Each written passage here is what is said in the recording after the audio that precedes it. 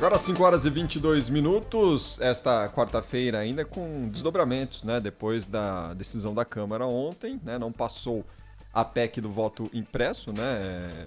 Na votação que nós tivemos ontem à noite no plenário da Câmara. O presidente Jair Bolsonaro voltou a falar sobre esse assunto, né? Em um encontro ali diário que ele tem com os apoiadores no cercadinho do Palácio da Alvorada, tão querido pelo Cláudio Humberto. Cláudio, e o presidente voltou a falar sobre o assunto. Vamos ouvir aqui um trechinho do presidente Bolsonaro. 450 deputados votaram ontem. Foi dividido. 229, 208, dividido. Então é sinal que metade não acredita 100% na lisura dos trabalhos do TSE. Eu não acredito que o resultado ali, no final, seja confiável. Hoje em dia, sinalizamos uma eleição, não é que está dividida, uma eleição onde não vai se confiar no resultado das apurações. O presidente do Senado falou agora há pouco antes dos bastidores do poder irem ao ar, né, que a decisão da Câmara sobre o voto impresso é definitiva e não contem com o Senado para eventualmente tramitar algum projeto que esteja parado por lá sobre esse assunto. Vamos ouvir aqui o Rodrigo Pacheco.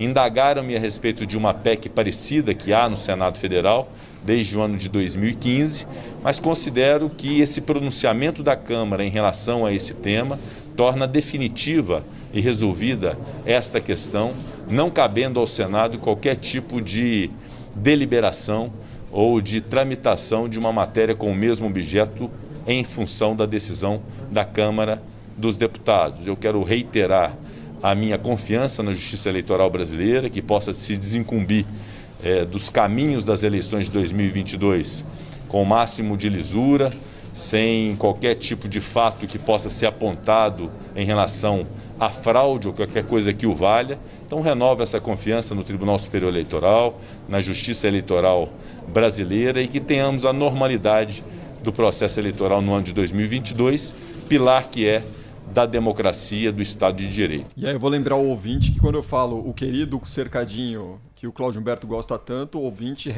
#ironia, tá? A gente já falou bastante sobre esse assunto no ar.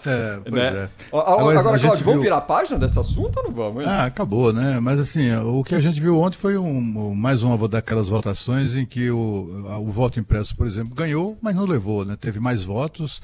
Aliás, isso inclusive desmentiu a expectativa de muita gente que esperava uma derrota acachapante da PEC da impressão do voto. Não foi o que aconteceu, teve mais votos do que os que eram contrários, mas insuficientes para chegar aos 308.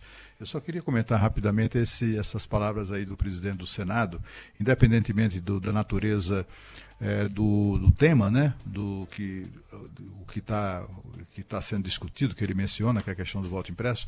Eu acho que o presidente da Câmara e o presidente do Senado não podiam ter esse poder, né, o poder de meter na gaveta e manter na gaveta projetos que ele eventualmente não concorde, né? Afinal de contas, o que prevalece ou deveria prevalecer num parlamento é a vontade dos parlamentares, né? É submeter aquilo a voto. Ele tem força suficiente para influenciar na votação e derrotar o projeto. Então, coloca em votação, qual é o problema, né? É no mínimo constrangedor a gente viver num país que há 28 anos está lutando para reduzir a maioridade penal de 18 para 16 anos para cessar um longo período de impunidade e de crimes bárbaros cometidos por menores bandidos, né?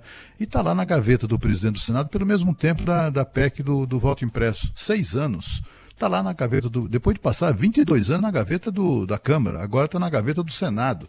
E os caras não votam, né? Uma matéria que já está aprovada também na Câmara dos Deputados. Por que é que os senadores se recusam a votar isso, né? Essa arrogância é que eu acho que é o tipo da atitude arrogante que deveria ser vedada a quem preside a Câmara ou o Senado, né? Não pode. Se tem lá um projeto que a outra casa já apreciou, já aprovou, até em consideração a isso, o projeto, quaisquer projetos deveriam ser sempre priorizados. Eu sou super a favor dessa ideia, Cris. Inclusive, já defendi aqui no Bastidores do Poder que o presidente da Câmara não tinha que ter poder absoluto, inclusive para sentar em cima dos mais de 100 pedidos de impeachment que estão parados lá. Porque ele enfia na gaveta e não decide se arquiva ou se encaminha. Simplesmente não decide. É um poder que tem que ser discutido. Será que isso não tinha que ter um prazo para que os outros deputados, a vontade da maioria seja considerada aí nesse caso? Se for vontade da maioria, ótimo. Se não for, arquivados definitivamente. Né? Agora, se o presidente das casas, os presidentes das duas casas decidem sentar, botar lá no fundão da gaveta profunda que a gente fala, aí fica. Mas eu acho que o Cláudio tem razão. São temas que aparecem no Congresso, que valem a discussão, eventualmente tramitam por comissões internas, e aí quando chega lá no plenário, se não tem um amplo acordo, o interesse de um ou de outro, acabam lá arquivadas, né, engavetadas, sem né, e esquecidas, né? Ontem mesmo a gente citou o caso lá da Lei de Segurança Nacional, né, Cláudio, que, enfim, um texto que foi aprovado também pelo Senado ontem à noite, derrubando a Lei de Segurança Nacional, que começou a tramitar lá 30 anos atrás com Hélio Bicudo, né? É uma coisa maluca. Os trâmites internos no Congresso são inexplicáveis.